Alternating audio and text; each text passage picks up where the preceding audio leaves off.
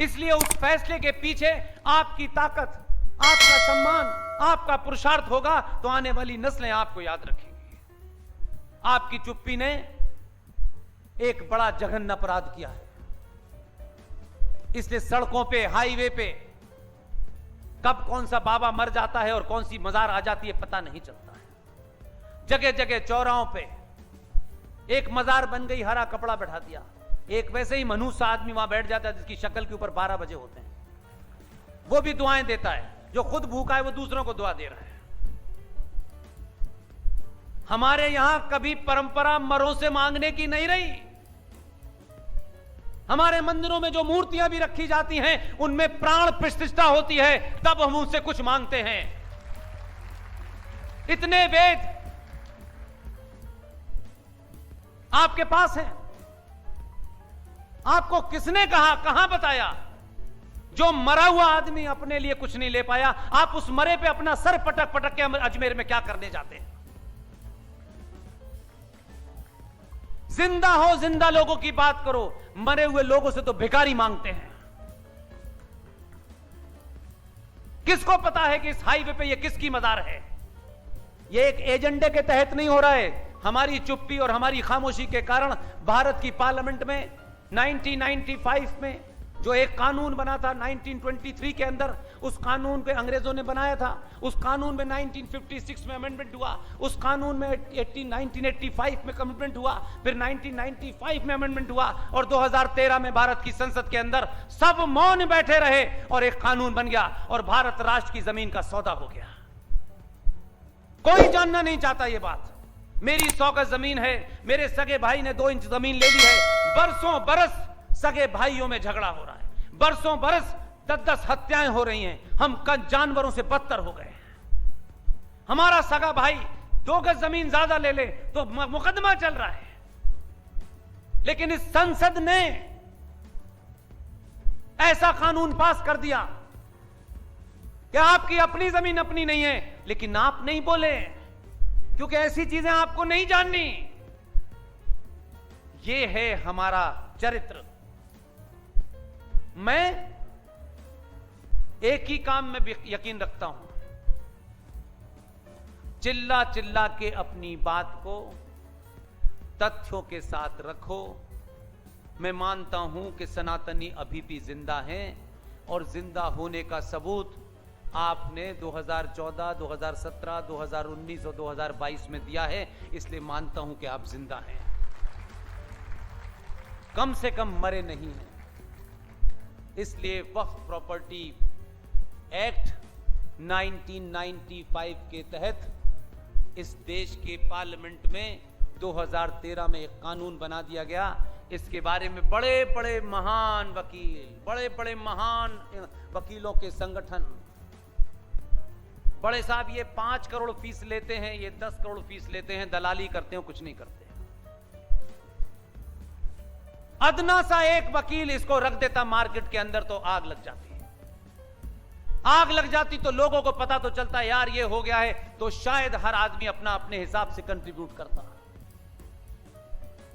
जो जहां है वो कुछ भी करता। इसलिए मैं उस स्लोगन को बार बार आपके बीच में दोहराता हूं। ये किसी पार्टी का स्लोगन नहीं है, ये सोच समझ के बोला जाता है। इसलिए आपसे एक ही बात करता हूं, जो लिख सकता है वो लिखे, जो बोल सकता है वो बोले, जो चिल्ला सकता है वो चिल्लाए। और अगर ये तीनों काम करने में असमर्थ हैं तो जो चिल्ला रहे हैं उनके साथ खड़ा हो जाए। इतना भी कर देंगे तो काम हो जाएगा। अंग्रेजों के बनाए कानून में फूल वाले चचा ने 1956 में अमेंडमेंट किया, फिर उनकी बेटी के बेटे ने 1985 में अमेंडमेंट किया।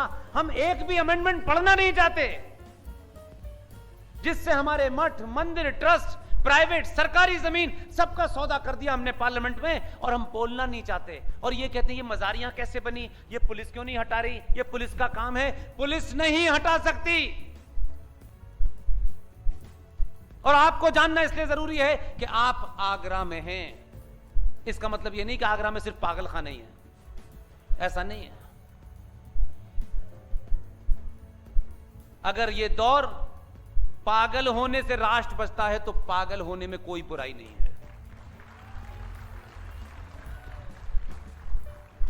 1995 के वक्फ प्रॉपर्टी बोर्ड कानून के अंदर जो संशोधन हुआ है, जिसे 2013 में कानून बनाया गया है, जिसके अंदर भी इस राष्ट्र के प्रति 1% भी ईमानदारी से कोई भावना है, मैं यहां से चला जाऊंगा, मुझे कहीं और जाना है, फिर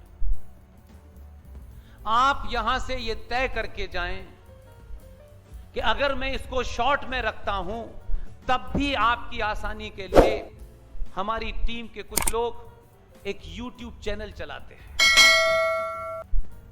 यूं तो करोड़ों चलते हैं इस देश के अंदर, इधर उठाओ उधर डालो, ये सब चलता है, हमारा उससे कोई झूठ नहीं। वी सपोर्ट पुष्पेंद्र कुलश्रेष्ठ, ये चैनल चलता है।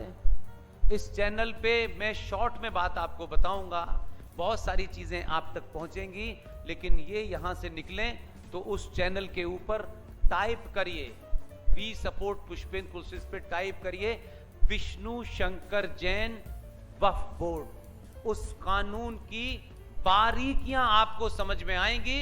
अगर आपके अंदर इस राष्ट्र के प्रति अगर 1% भी इस राष्ट्र पे आपको भरोसा है, इस राष्ट्र को आप अपना राष्ट्र समझते हैं, तो मैं समझता हूं उस वीडियो के सुनने के बाद आपके अंदर आपको नींद नहीं आएगी। ये मेरा दावा है।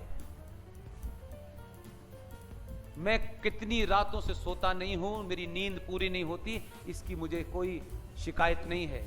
मैं हर जगह कोशिश करता हूं कि पूरी, चाहे 2 घंटे हो जाएं, 3 घंटे हो जाएं, मैं पूरी बात रखूं, ताकि आप जब यहां से बाहर निकलें तो कोई आदमी ये न कहे कि बताओ ये भी झूठ बोला, ये भी।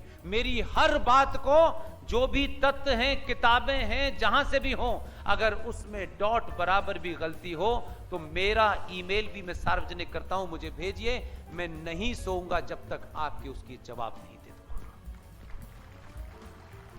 उस कानून का सेक्शन 40 और 36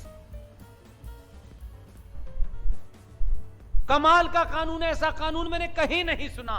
अंग्रेज भी आके चले गए, मुगल भी आके चले गए, लेकिन यह कानून नहीं सुना कि आपने इस समाज में चाणक्य नहीं पैदा किए, चाटुकार पैदा किए हैं। इसलिए कोई बताएगा नहीं आपको, सबका एजेंडा है खामोश रहो। इस वक्त दुकान चलने दो किसी तरीके से, तो हमारी दुकान चल रही है। तुम्हारी दुकान चले न चले, राष्ट्र चलना चाहिए। उसका सेक्शन 40 और 36 यह कहता है कि वक्फ बोर्ड सुर सदन के ऊपर अगर यह दावा कर दे कि यह सुर सदन वक्फ की प्रॉपर्टी पे बना हुआ है, तो सेक्शन 40 का क्लॉज 1 यह कहता है कि उन्हें कागज दिखाने की जरूरत नहीं है, और वो नोटिस भी नहीं देंगे आपको, इस हॉल के मालिक को नोटिस भी नहीं देंगे। और वो नोटिस उन्हीं के पास होगा। 3 साल के बाद आपको, इस मालिक को धक्के मार करके इस हॉल से बाहर कर दिया जाएगा, इस पे ताला लगा दिया जाएगा, और उस चाबियों को वक्फ बोर्ड को दे दी जाएगी कि यह आपकी जमीन है।